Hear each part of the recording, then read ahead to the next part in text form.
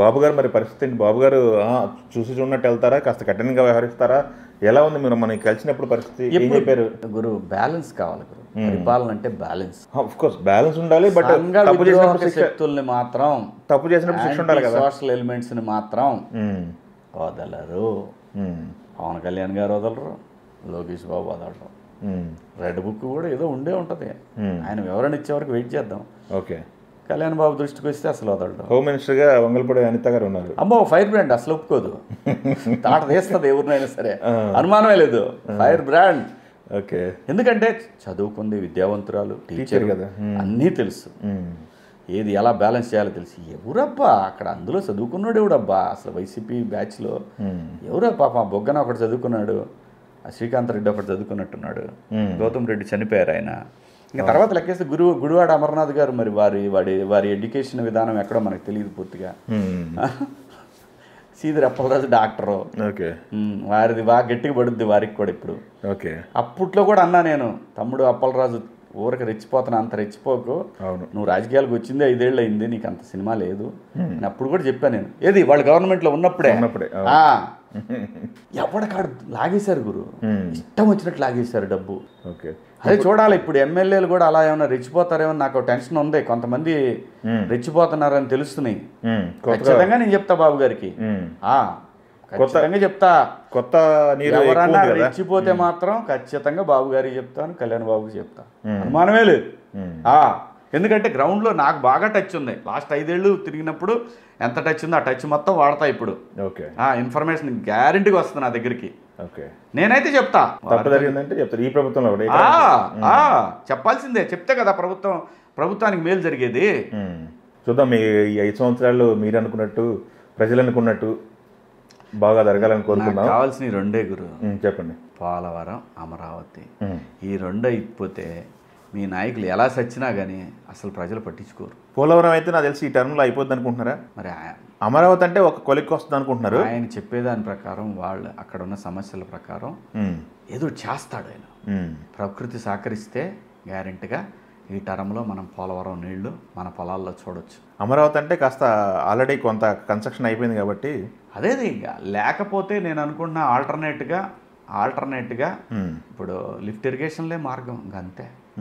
మరి ప్రకాశం, అలాగే పల్నాడు జిల్లా కానివ్వండి, అటు కర్నూలు, కడప జిల్లాల్లో కానివ్వండి, ఎగువ ఆ 2, ఇవి ఒక 2, 4 కృష్ణా ఎగువ ప్రాంతం ఒకటి 5, ఈ 6, 7 జిల్లాలకి బాగా ఇబ్బంది ఉంది.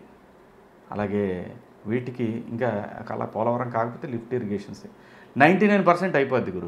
1% ఏమైనా సమస్య ఉన్నా పోలవరాన్ని కంప్లీట్ చేస్తూనే ఇరిగేషన్కి పెద్దపీట వెయ్యాలి. ఎందుకంటే వ్యవసాయదార రాష్ట్రం గురు అది. నీట్గా లక్షలాది ఎకరాల నీటిని ఒడిచిపట్టి చేయాల్సిన పరిస్థితి. పోలవరం వరం గురు మనకి. కనుక అయితే దేవుడి దయ వల్ల ఋషికొండ ప్యాలెస్ ఏం చేస్తే బాగుంటుందని మీ ఆలోచన ఏంటి? నాకు అసలు ఐడియానే లేదు. దానికి 500 కోట్లు అన్నారు కదా, దానికి అనేది కాదు. ఒక ముఖ్యమంత్రి స్వార్థం కోసం తన బస్సును ఏర్పాటు చేసుకోవటం అనేది తప్పు నా దృష్టిలో. నువ్వు అక్కడ యాస్టీజ్ నువ్వు టూరిజం కోసం అన్నప్పుడు క్లోజ్ చేయాల్సిన అవసరం ఏంటి? కట్టేయచ్చు కదా. జనాన్ని రానియకుండా, పవన్ కళ్యాణ్ గారిని చూడనీయకుండా, లేదంటే తెలుగుదేశం కార్యకర్తలు వెళ్ళాలని చూడకుండా, అదేంటది? ప్రభుత్వ కట్టడాన్ని చూడకుండా ఇది ఎట్లా ఉంటారు? ఎవరైనా ఉంటారు. ఇప్పుడు మనకి ఇక్కడ ఇది కడతంటే, ఏది హైదరాబాద్లో సెక్రటరియట్ కడతంటే రోజు వెళ్ళి చూశారు, అందరూ చాలా మంది చూశారు. స్టాచ్యూ కడతంటే రోజు చూశారు. అవును. ఇది ఏముంది? ఇది ఎందుకు చూడలేదు? ఎందుకు చూడలేవు దీన్ని? అదేంటది? మూసిపెట్టి తప్పు చేస్తున్నారు. తప్పు చేస్తేనే ఇలాంటి పరిస్థితి. మళ్ళీ దానికి ఒక ఐకానిక్ హౌస్ ఉండాలని, ప్రధానమంత్రులు లేదంటే పెద్దవాళ్ళు ఎవరైనా వచ్చినప్పుడు ఇక్కడ ఆంధ్రప్రదేశ్లో ఉండటానికంటే వాళ్ళు వచ్చేది గంట ఫ్లైట్కి వచ్చి వెళ్ళిపోతుంటారు. గంట ఫ్లైట్ ఢిల్లీ, 1.5 వాళ్ళు వచ్చి ఇక్కడ బస్సు చేస్తారు. అబ్బాబాబాబాబాబా. టూరిజం మినిస్టర్ చెప్పారు కదా, మీ వాళ్ళ వీడియోలే 100 సార్లు చూడొచ్చు. రోజా గారు రోజుకు ఒక స్టేట్మెంట్ ఇచ్చింది దాని మీద. అంటే వాళ్ళు చేసిన ఇప్పుడు ఏంటి? ఊరి దోవలు తీర్చేస్తారు ప్రజలు. అంత ఈజీ కాదు. మీరు అనుకున్నట్టు అవుతుంది. ప్రాపగాండాలు ఫస్ట్ ఈ ప్రభుత్వం చేయాల్సిన పని, ఈ సోషల్ మీడియాలో ప్రాపగాండాని కంట్రోల్ చేయాలి. లేకపోతే ప్రజలు గ్రౌండ్ లెవెల్లో వాళ్ళకి తెలిసిన మార్గాలు తెలుస్తాయి.